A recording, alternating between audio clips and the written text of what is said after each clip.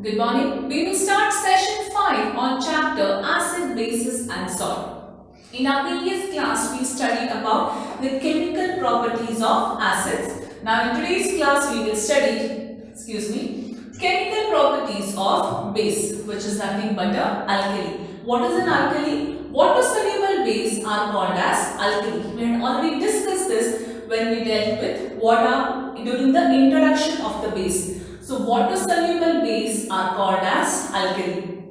One thing what we all should know is all bases are not alkalis, right? That means all the bases are not soluble in water, but all alkalis are bases, right? All bases are not alkalis because there are some bases which are not soluble in water. So, we cannot call them as an alkali, but all the alkalis are base. We move on. The first reaction of an alkali with metal. We always use the word alkali here, or either you can also use base. Reaction of an alkali with metal. Alkali with metal will give you salt and hydrogen. Now again, if you try to recall the chemical reactions with acids and this, it will always keep a respective salt and a gases are liberated. Do remember this. So, alkali and a metal will give you salt and hydrogen. Let's take an example. Sodium hydroxide, which is an alkali, reacts with aluminium to give you sodium aluminate, which is a salt, and hydrogen gas is liberated. How do you check the presence of hydrogen gas? We discussed that with the POP test. The next example, sodium hydroxide reacts with zinc, gives you sodium zincate plus hydrogen gas is liberated. So, again I am repeating the same thing. Equations are practiced only if you write them, right? If you read the equations, you will never understand. You have to write the skeletal equation first, understand and then balance the equation. Here in the class, I will be only writing one or two examples with respect to the reactions, but more examples you can always refer the book and you have to practice the equations by writing it. So, when we discussed the chemical reactions with acids, we had number of reactions like acid reacting with metal, acid reacting with metal carbonate, metal hydrogen carbonate, right? But in case of bases, there are not many reactions. So, the first one we understood, reaction of a base with a metal. Now, all metals do not react with base, right? You should remember that. Now, for example, that is not the case with acids. It will react, all the metals will react, right? Except for some. Now, for example, now gold and all these will not react. We will discuss that later in metals and non-metals chapters again.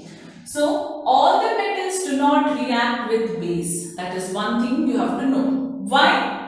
The metal must be more reactive than the metal present in the base. That means, if I am using zinc here, zinc should be more reactive than the metal present in the base. Which is the metal present in the base here? Sodium is the metal present in the base. That means zinc should be more reactive than sodium.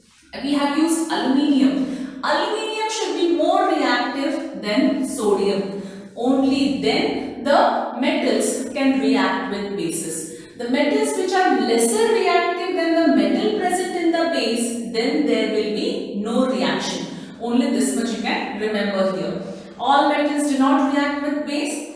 The metal must be more reactive than the metal present in the base. Bases do not react with metal carbonate and metal hydrogen carbonate. Do not react means what will happen? Suppose if you take a base sodium hydroxide and take a metal carbonate, calcium carbonate, there will be no reaction formed. Or if you take any base and react that with metal hydrogen carbonate, there will be no reaction formed. That means bases do not react with metal carbonates and metal hydrogen carbonate. Now, why we have to know this? Because sometimes in the exam, what they will do is, they will give you the reactants. For example, sodium hydroxide plus zinc will give you what? Complete the following reaction.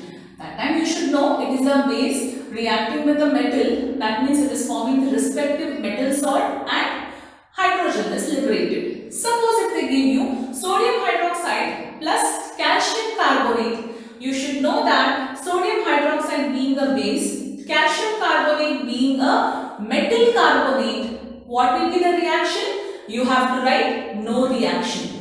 That is why you should know here.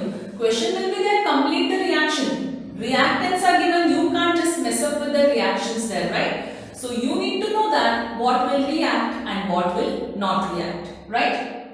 So, reaction of base with non-metal oxide. Just try to recall, reaction of acid was with metal oxide.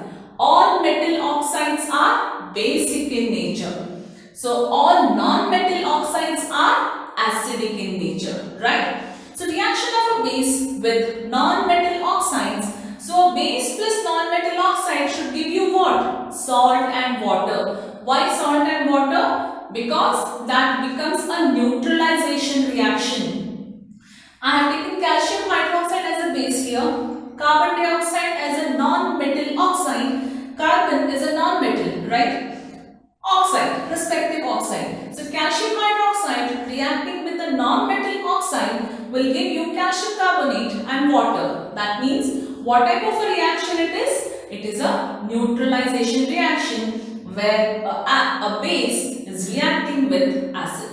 Another example, sodium hydroxide reacting with carbon dioxide gives you sodium carbonate and water.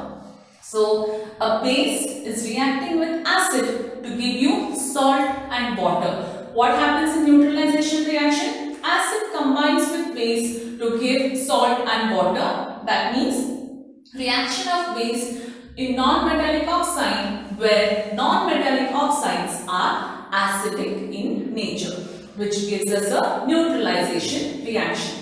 So these are the only chemical properties of base which you have to know. That is reaction with metal and reaction with non-metal oxide. Now we'll just discuss few more important points which are similar between acids and bases. So now let us understand few points, or we can say some similarities between acids and bases. Now we have already discussed this point. All acids have H plus ions in common. Yes. Now how do you say that all acids have H plus ions in common? Now see here, if I write hydrochloric acid HCl, what does it have? Hydrogen, H plus ions. If I write sulfuric acid H2SO4, H plus ions. Nitric acid HNO3, acetic acid CH3COOH. You study about acetic acid in carbon-valence compounds. That means all acids have H plus ions in common. They have hydrogen, right, everywhere. Similarly, all bases have OH ions in common. Sodium hydroxide NaOH, calcium hydroxide NaOH, magnesium hydroxide NaOH, right? That means all these acids have H plus ions in common and all bases have OH ions in common. They dissociate H plus ions and OH ions respectively in aqueous solution. We already studied these points. Acids and bases conduct electricity. This is very important. Questions are asked on this part. Acids and bases conduct electricity in aqueous solution only. That means only in aqueous solution they can furnish H plus ions and OH negative ions respectively.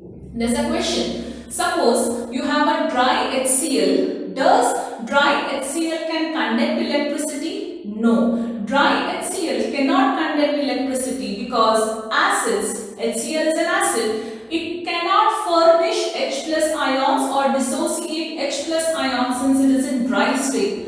If it is in aqueous condition, only then it can show. For example, if you have a dry HCl, you get a dry HCl powder, right? And take a litmus paper. Take the blue litmus paper and dip in and just insert that in the powder. Then you change its color. But what instead you can do is take a wet litmus paper, okay, dip the litmus paper in water and then put that in dry HCl. At that time, litmus will change the color. This means that litmus being wet, so when it comes in contact with dry HCl powder, that becomes slightly aqueous, right? It conducts, it will show its acidic nature.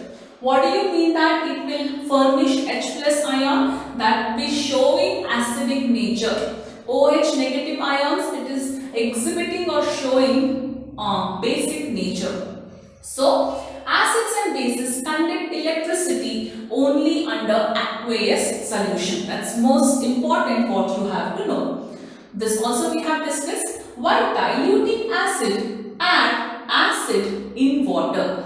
If you have a water in a beaker, add acid to it. Either do not try it in the other way. What will happen if you add water to acid? You might feel the same thing. Suppose you have a bit of water and you want to add syrup or vice versa, whatever it is. Finally, you get a lemonade or whatever you get it, right? You want to choose. Either you add syrup to this and water to this, you get to choose finally. But here it is not that case. Because if you have an acid and if you add water in it, that becomes an exothermic reaction creating enormous amount of heat. The beaker might burst out causing harm, right? So always keep in mind, you have a water, add acid to the water to form a dilute acid. Yes, these are few basic points what you had to know about acids and bases. Now here is the gist of the chapter. Not the whole, what we studied about acids and bases for your better understanding. Acid plus metal will give you salt and hydrogen. Base plus metal will also give you salt and hydrogen. See, when you are studying this lesson, you need to just study these points first. If you know when acid is reacting metal, it gives you what? Base is reacting with metal, it gives you what? Any equation given, you will be able to write it. Acid plus metal carbonate will give you salt, carbon dioxide and water. Acid plus metal hydrogen carbonate, also called as metal bicarbonate, will also give you salt, carbon dioxide and water. Wherein base has no reaction with metal carbonate and metal hydrogen carbonate. Last one, acid plus metal oxide gives you salt and water because metal oxides are basic in nature. Base plus non-metal oxide will give you salt and water, where non-metal oxides are acidic in nature. That means these two are the examples of, or these two will form a neutralization reaction. What is neutralization reaction? Acid plus base will give you salt and water. So an example for neutralization reaction is this. So there we complete the part of acids and bases. Now, how do you check the strength of an acid? How strong is an acid? Now, we can't drink and check, correct? Nor we can touch and check. Either we can harm ourselves by drinking it. It is not advisable. Nor we can touch and check. But we need to know that how strong is the acid or base, or how weak is the acid or base. How do we check that? We check the strength of an acid by a universal indicator known as pH indicator. Now what is this pH indicator? How does it tell us the strength of an acid and base? We'll study that in our next session. So in today's class about base, its chemical properties, what we have studied, you have any doubt in this, you can call on the same day of the video set.